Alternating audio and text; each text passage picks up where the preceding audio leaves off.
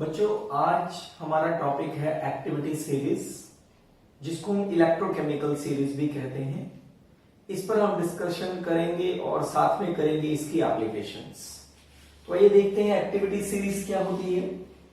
पिछले लेक्चर में हमने पढ़ा था कि it is not possible to determine the electrode potential of a single electrode, क्योंकि रिडॉक्स रिएक्शंस वहां पर कंप्लीट नहीं होती है। Then, with the help of a standard hydrogen electrode, we can determine the electrode potential of each electrode. अब उन सभी electrodes के सभी पर क्या हो रहा है? किसी इलेक्ट्रोड पर ऑक्सीडेशन हो रही है। जिस इलेक्ट्रोड पर ऑक्सीडेशन हो रही है उसका ऑक्सीडेशन पोटेंशियल होगा, और जिस इलेक्ट्रोड पर रिडक्शन होगी, जिस इलेक्ट्रोड पर रिडक्शन होगी उसका रिडक्शन पोटेंशियल होगा। इसलिए यदि हम सभी इलेक्ट्रोड्स के इलेक्ट्रोड पोटेंशियल को एक सीरीज में अरेंज करना चाहें तो हमें क्या करना पड़ेगा? ऑक्सीडेशन पोटेंशियल्स को रिडक्शन में कन्वर्ट करना होगा। और रिडक्शन में कन्वर्ट करने के लिए हम क्या करते हैं? ऑक्सीडेशन पोटेंशियल्स को माइनस साइन के साथ रिप्रेजेंट करते हैं, यानी minus of the oxidation potential, that is the reduction potential. Now arrange the standard reduction potential of all the electrodes in the increasing order.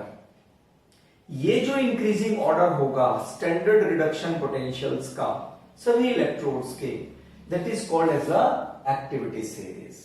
So the arrangement of electrodes in the order of their in the increasing order of their standard reduction potential, that is called as a activity series और electrochemical series. अब ये जो activity series है इसके हम देखते हैं applications क्या है, हम इसको कहां कहां पर यूज कर सकते हैं। फर्स्ट एप्लीकेशन है to compare relative oxidising and reducing powers. हमने ऑक्सीडाइजिंग और रिड्यूसिंग पावर्स को कंपेयर करना है कि किस इलेक्ट्रोड की ऑक्सीडाइजिंग पावर ज्यादा है और किसकी रिड्यूसिंग पावर ज्यादा है। यदि हम उस पूरी एक्टिविटी सीरीज को, हमने कुछ एक इलेक्ट्रोड्स लिखे हैं यहां पर, लिथियम का जो स्टैंडर्ड रिडक्शन पोटेंशियल है वो -3.05 वोल्ट है और फ्लोरीन का है +2.87 वोल्ट। यानी यहां पर हाइड्रोजन से नीचे जो एलिमेंट है जिनका रिडक्शन पोटेंशियल प्लस है, means they are actually undergo reduction, और इससे ऊपर जितने एलिमेंट्स हैं उन सभी का आप देख रहे हैं रिडक्शन पोटेंशियल माइनस है, means they are represented in the form of standard reduction potential, but actually they undergo the oxidation. यानी हमने ऑक्सीडेशन पोटेंशियल को विद नेगेटिव साइन यहां पर रिप्रेजेंट किया है, यानी ये हमारा क्या है? रिडक्शन पोटेंशियल है। तो इन सभी एलिमेंट्स को, सभी इलेक्ट्रोड्स को हमने क्या किया है? इंक्रीजिंग रिडक्शन पोटेंशियल की टर्म में अरेंज किया है। तो ये जो सीरीज है हमारी, ये एक्टिविटी सीरीज है। अब देखते हैं यहां पर जो फ्लोरीन है जिसका रिडक्शन पोटेंशियल सबसे ज्यादा है, मींस ये मोस्ट इजीली रिड्यूस हो सकता है, और जो जितना इजीली रिड्यूस होगा मींस जो जितना इजीली इलेक्ट्रॉन को गेन करेगा वो उतना ही गुड ऑक्सीडाइजिंग एजेंट होगा, वो उतना ही गुड ऑक्सीडाइजिंग एजेंट होगा। इसका मतलब क्या है कि जो फ्लोरीन है वो बहुत बढ़िया ऑक्सीडाइजिंग एजेंट है। What about the lithium? Lithium जिसका रिडक्शन पोटेंशियल बहुत कम है, मींस ये डिफिकल्टी के साथ रिड्यूस होगा, यानी ये पुअर ऑक्सीडाइजिंग एजेंट होगा, ये पुअर ऑक्सीडाइजिंग एजेंट होगा। इसका मतलब क्या हुआ कि जो ऑक्सीडाइजिंग कैरेक्टर है वो डाउन टू ग्रुप इंक्रीज कर रहा है। एक्टिविटी सीरीज में जितने इलेक्ट्रोड्स दिए हुए हैं उनका oxidising character down to group increase कर रहा है। अब इसको उल्टा तरीके से देखते हैं। यहां पर लिथियम का ऑक्सीडेशन पोटेंशियल सबसे ज्यादा है, मींस लिथियम सबसे इजीली ऑक्सीडाइज हो रहा है, मींस ये एक बेटर रिड्यूसिंग एजेंट है, ये एक बहुत बढ़िया रिड्यूसिंग एजेंट है, यानी इसका जो रिड्यूसिंग कैरेक्टर है वो सबसे ज्यादा है, गुड रिड्यूसिंग एजेंट। परंतु ये फ्लोरीन का ऑक्सीडेशन पोटेंशियल सबसे कम है, तो ये डिफिकल्टी से ऑक्सीडाइज होगा, मींस ये पुअर रिड्यूसिंग एजेंट है। इसका मतलब क्या हुआ, जो रिड्यूसिंग कैरेक्टर है वो ऊपर की तरफ इंक्रीज करता है, यानी लिथियम सबसे बढ़िया रिड्यूसिंग एजेंट है और फ्लोरीन सबसे पुअर रिड्यूसिंग एजेंट है। तो इस तरीके से हम एलिमेंट्स को कंपेयर कर सकते हैं कि कौन सा एलिमेंट दूसरे के कंपैरिजन में ऑक्सीडाइजिंग एजेंट है और कौन सा रिड्यूसिंग एजेंट है। सेकेंड एप्लीकेशन है to compare the relative activities of the metals. मतलब मेटल्स की एक्टिविटीज को हमने कैसे कंपेयर करना है कि कौन सा मेटल किससे ज्यादा रिएक्टिव है। हमें पता है कि मेटल्स ऑक्सीडाइज करते हैं, मींस इलेक्ट्रॉन लूज करते हैं, यानी जिस मेटल का ऑक्सीडेशन पोटेंशियल जितना ज्यादा होगा वो उतना इजीली इलेक्ट्रॉन लूज करेगा, और जो जितना इजीली इलेक्ट्रॉन लूज करेगा उसकी रिएक्टिविटी उतनी ही ज्यादा होगी। मतलब क्या है इसका, यदि हम यहां पर एक्टिविटी सीरीज से इसको इंटरप्रेट करें, एल्यूमिनियम जिसका ऑक्सीडेशन पोटेंशियल, एल्यूमिनियम का ऑक्सीडेशन पोटेंशियल है 1.66 वोल्ट, जिंक जिसका ऑक्सीडेशन पोटेंशियल है 0.76 वोल्ट, मींस एल्यूमिनियम का ऑक्सीडेशन पोटेंशियल ज्यादा है, यानी एल्यूमिनियम जिंक से ज्यादा रिएक्टिव है। Aluminium is more reactive than zinc. इसी तरीके से आयरन जिसका ऑक्सीडेशन पोटेंशियल जिंक से कम है, इसका मतलब ये हुआ कि आयरन जो है वो जिंक से कम रिएक्टिव है। लाइकवाइज इसके बाद आप निकल ले सकते हैं, लाइक दैट। इस तरीके से आप एलिमेंट्स को कंपेयर कर सकते हैं, मेटल्स को कंपेयर कर सकते हैं कि किस मेटल की रिएक्टिविटी ज्यादा है। लेकिन क्वेश्चन ये उठता है कि इतनी बड़ी एक्टिविटी सीरीज को हम कैसे याद रखें। तो उसके याद रखने के लिए हम एक छोटा सा राइमिक वर्ड्स याद कर सकते हैं। वो क्या लिखेंगे हम, इस टाइप से, लेके बांसुरी को ना मुझे अल,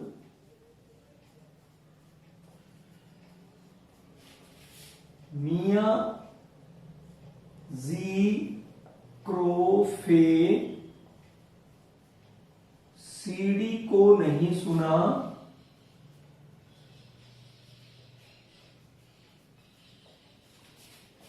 पर हम गाएं चप्पा चप्पा।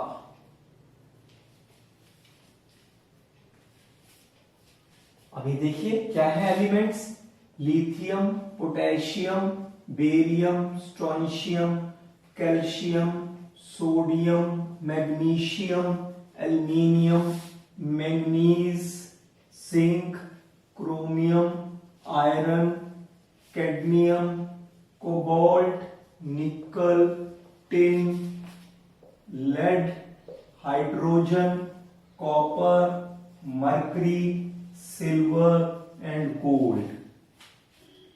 अभी आप इसके साथ कंपेयर कर सकते हैं। देखिए लिथियम रिडक्शन पोटेंशियल सबसे कम, देन पोटेशियम, देन बेरियम इसमें नहीं है, स्ट्रोंशियम, कैल्शियम। आप पूरी सीरीज को कंपेयर करेंगे तो आपको बिल्कुल इसी ऑर्डर में मिलेगी।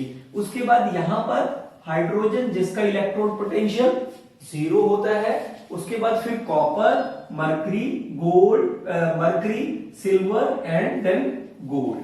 तो इस तरीके से आप यहां से भी बता सकते हैं कि जो आयरन है जिसका रिडक्शन पोटेंशियल कम है कैडमियम से, बट ऑक्सीडेशन पोटेंशियल ज्यादा है कैडमियम से, that is why iron is more reactive than the cadmium.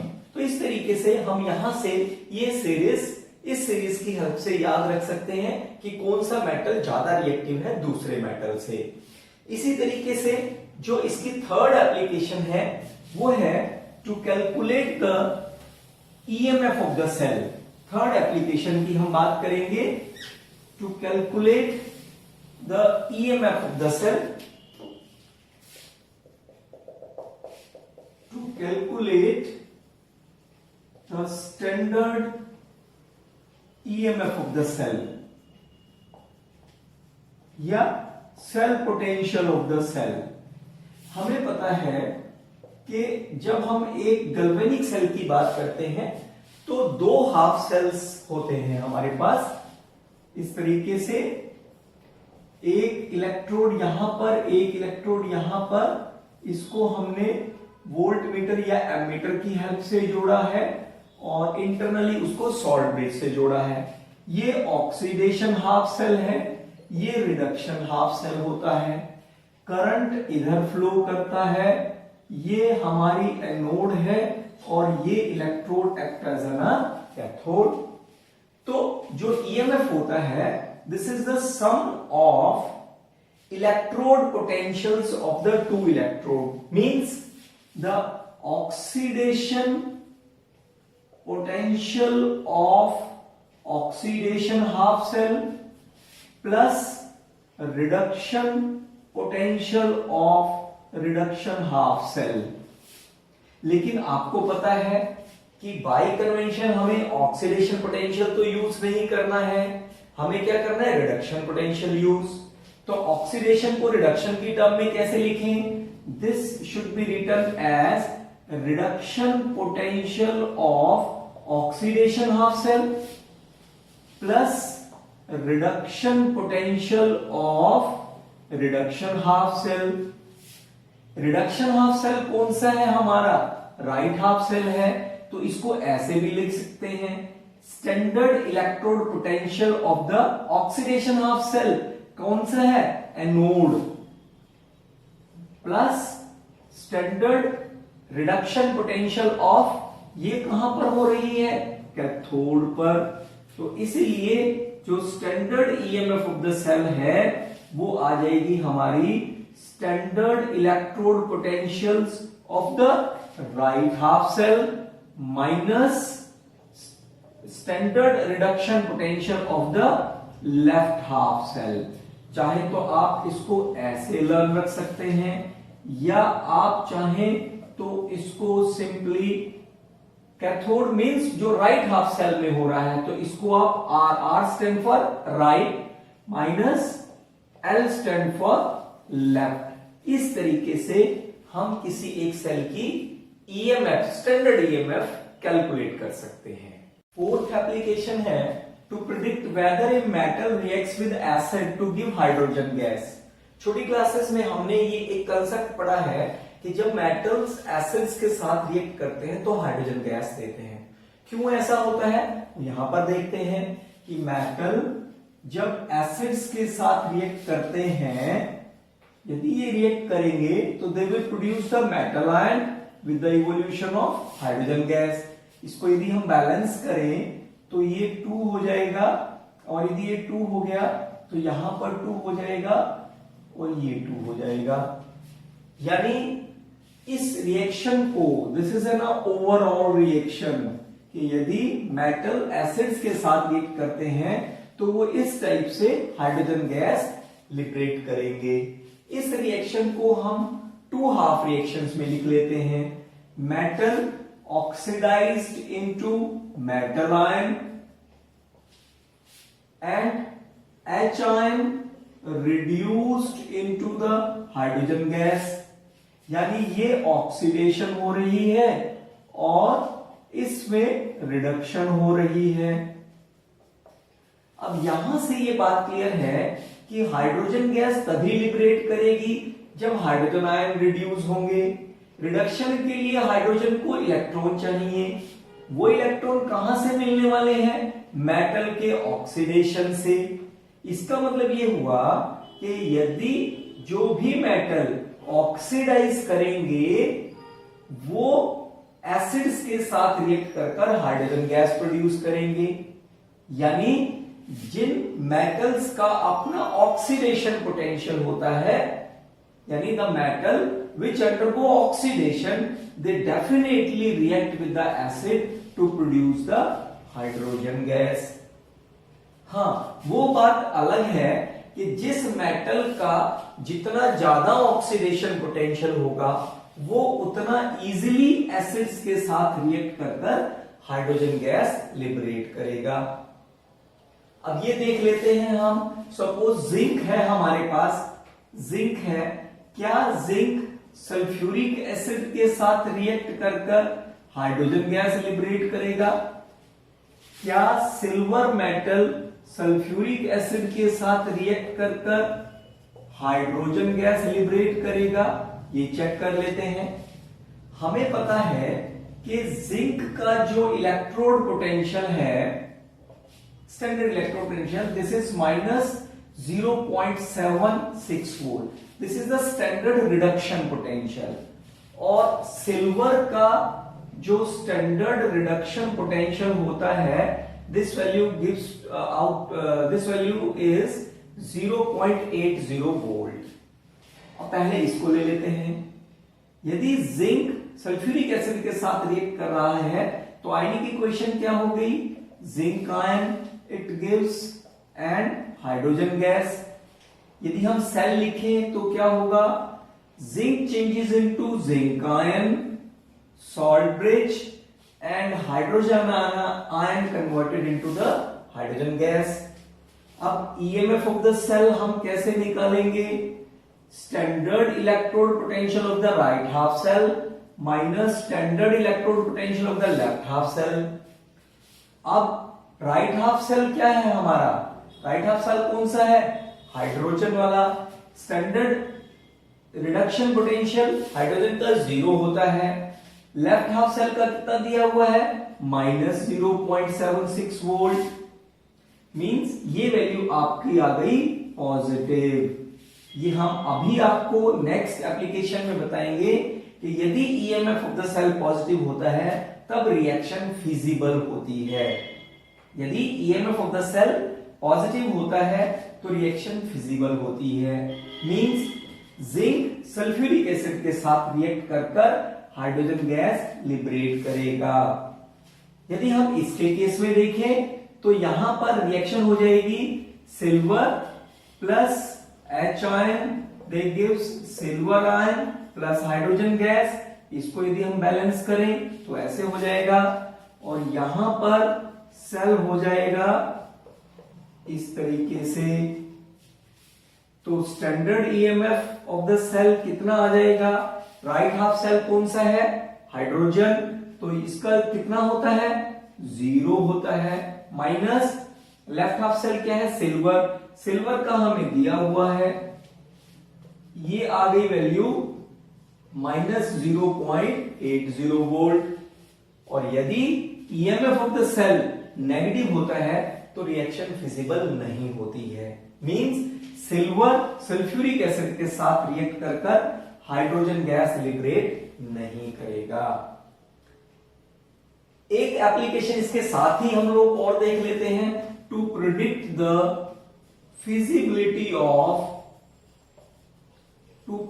The feasibility of a reaction means कोई रिएक्शन होगी या नहीं होगी। कोई रिएक्शन का, किसी रिएक्शन का होना या ना होना वो उस सेल के ईएमएफ पर डिपेंड करता है। आपको पता है delta G zero is equal to minus n F standard EMF of the cell, ये आपने +1 में पढ़ा है। इस क्लास में, इस चैप्टर में भी हम लोग ये पढ़ेंगे। Standard free energy change is equal to n the number of electrons involved in the reaction, F the Faraday of electricity and this is the standard EMF of the cell.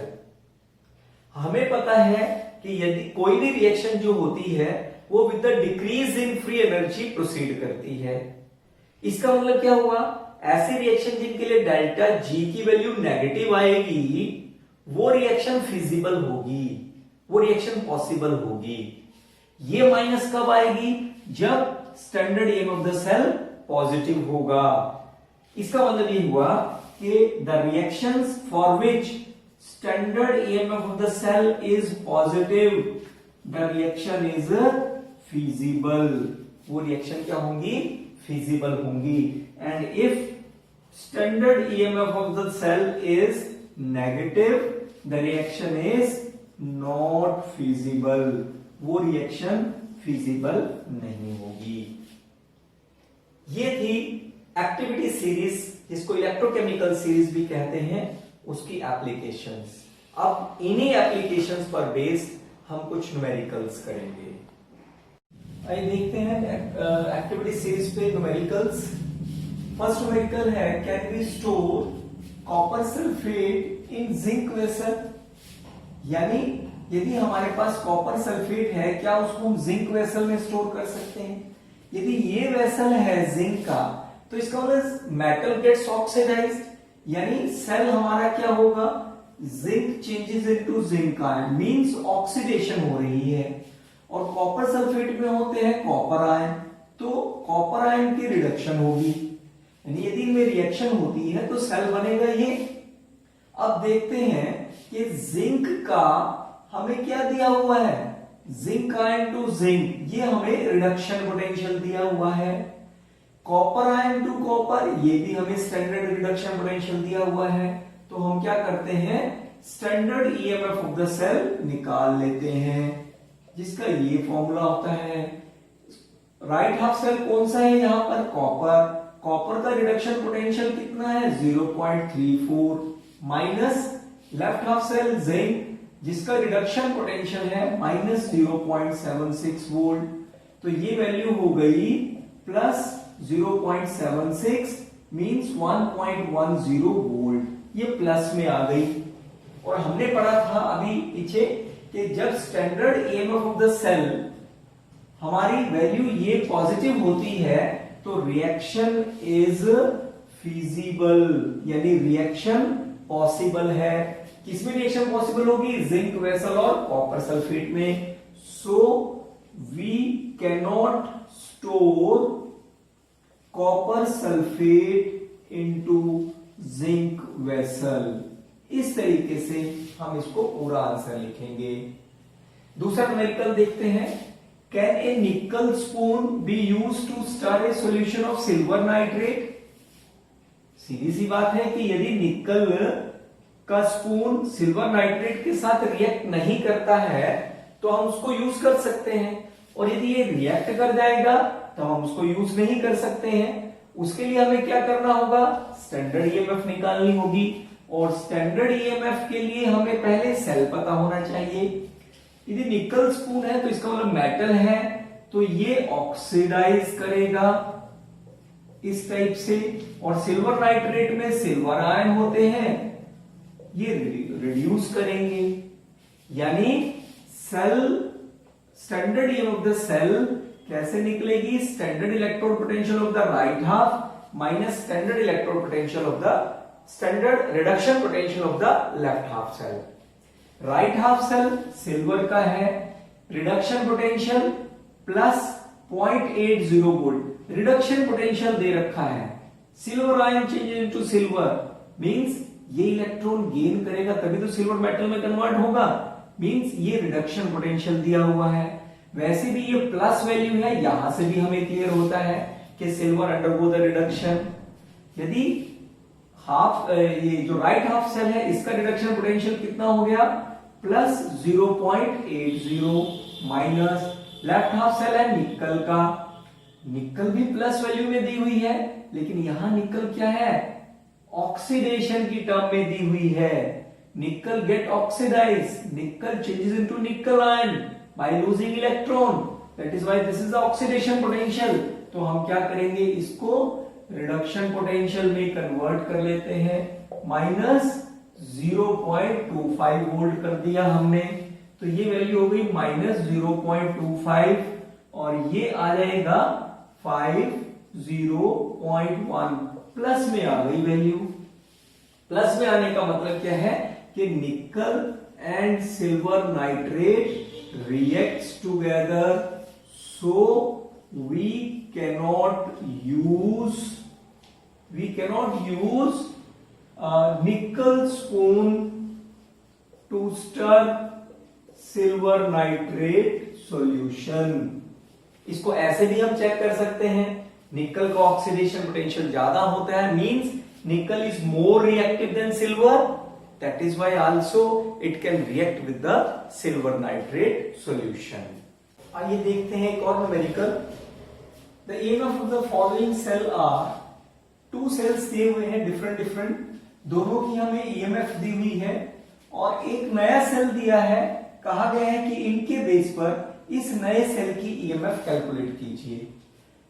मान लीजिए कि ये आपका फर्स्ट सेल है, ये second cell है और इस सेल की आपने EMF निकालनी है। यदि आपका फर्स्ट सेल ये है तो फर्स्ट सेल से आपकी जो EMF होगी, EMF of the cell, we know that standard reduction potential of the right half cell minus standard reduction potential of the left half cell होता है, और ये आपको दी हुई है माइनस 0.46। राइट हाफ सेल कौन सा है, कॉपर का, तो standard reduction potential of copper minus standard reduction potential of the silver electrode, let this equation is 1। अब हम सेकेंड सेल की बात करते हैं। सेकेंड सेल में बिल्कुल इसी में हम पुट करेंगे standard EMF of the cell की वैल्यू प्लस 1.10 वोल्ट दी हुई है, standard reduction potential of the copper electrode minus standard reduction potential of the zinc electrode, ये इक्वेशन नंबर है 2। हमें कौन से सेल पे पहुंचना है, इस सेल की हमें EMF चाहिए, थर्ड सेल की, जो EMF ऑफ द सेल आएगी standard reduction potential of the silver electrode minus standard reduction potential of the zinc electrode, means इन दोनों इक्वेशन को आपने इस तरीके से ट्रीट करना है कि जो standard EMF of the cell silver है वो आपका प्लस में आए। वो कैसे आएगा, जब आप 2 माइनस 1 करेंगे। देखते हैं कैसे 2 माइनस 1 करते हैं, ऑपरेट 2 माइनस 1, 2 माइनस 1 करने पर standard reduction potential of the copper minus standard reduction potential of the zinc minus, इसको सारे को हमने इसमें से माइनस कर दिया, minus silver electrode equal to, ये वैल्यू भी हम माइनस करेंगे इसी तरीके से, plus 1.10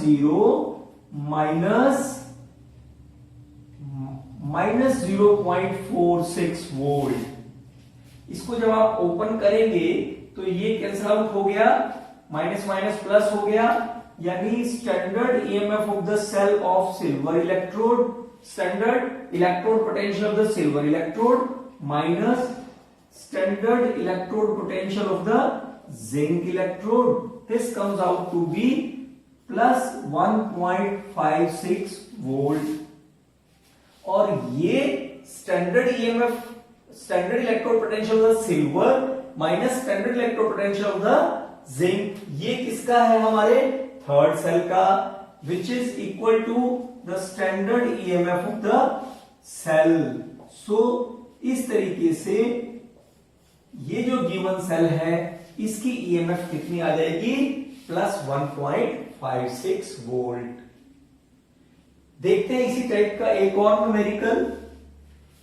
can chlorine gas be stored in copper cylinder? इसके लिए हमें दे रखा है कॉपर का रिडक्शन पोटेंशियल और क्लोरीन का रिडक्शन पोटेंशियल। अब देखिए दोनों ही रिडक्शन पोटेंशियल्स दे रखे हैं, तो यानी जिसका रिडक्शन पोटेंशियल ज्यादा होगा तो डेफिनेटली वो पहले रिड्यूस करेगा। यदि ये रिड्यूस कर रहा है तो इसका मतलब कॉपर की ऑक्सीडेशन हो जाएगी, और यदि कॉपर की ऑक्सीडेशन होती है तो सेल क्या हो जाएगा? Copper changes into copper ion and chlorine changes into chloride ion. आप यहां 2 लिखें ना भी लिखें कोई बात नहीं होती है। तो ये इस तरीके से आपने सेल बना लिया। यदि आप सेल रिएक्शन लिखना चाहते हैं तो सेल रिएक्शन लिख सकते हैं, copper changes into copper ion and chlorine changes into chloride ion. इस तरीके से भी आप लिख सकते हैं। इसको बैलेंस कर लीजिए। कैसे बैलेंस हो गया? यहां पर 2 है तो ये 2 आ जाएगा। अब standard EMF of the cell निकालते हैं। Standard EMF of the cell is equal to standard reduction potential of the right half cell minus standard reduction potential of the left half cell. Right half cell कौन सा है? Chlorine, जिसका reduction potential दे रखा है 1.36 volt, minus left half cell copper, जिसका reduction potential दे रखा है 0.34 वोल्ट। तो ये वैल्यू कितनी हो गई? 1.02 वोल्ट। प्लस में आ गई वैल्यू, और यदि प्लस में आ गई तो इसका रिएक्शन फिजिबल होगी। किसमें? क्लोरीन गैस में और कॉपर सिलेंडर में। That is why reaction is feasible, so we can not store, इसलिए हम उसको स्टोर नहीं कर सकते हैं। तो ये थे कुछ न्यूमेरिकल्स एक्टिविटी सीरीज और उसके एप्लीकेशंस पर बेस्ड। नेक्स्ट लेक्चर में हम लोग करेंगे नर्स इक्वेशन और उससे रिलेटेड न्यूमेरिकल्स। Thank you.